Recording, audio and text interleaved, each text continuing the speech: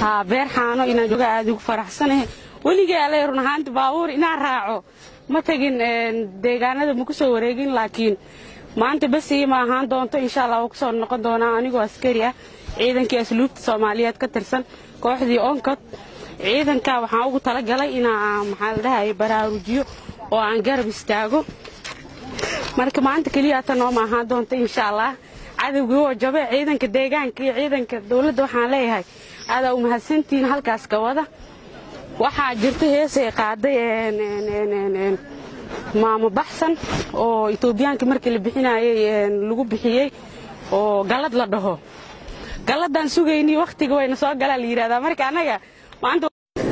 ha beerxaano inaan jooga aad ugu faraxsanahay waliga ay run ahaantii baabuur inaan raaco ma tagin deegaanada ma ku soo wareegin laakiin maanta bas ma ahaan doonto insha Allah oo ku soo noqon doona anigoo askari ah ciidankii asluubta Soomaaliyeed ka tirsan kooxdii onkod ciidanka waxaan ugu talagalay inaan maxaa la dhahay baraarujiyo oo aan garab istaago marka maanta kaliya tan oo ma ahaan doonto insha Allah cadawga oo jabe ciidanka deegaanka iyo ciidanka dawladda waxaan leeyahay aad u mahadsantiin halkaas ka wada waxa jirta heesay qaaday maamo baxsan oo Itoobiyaanka markii la bixinayay lagu bixiyay oo galad la dhaho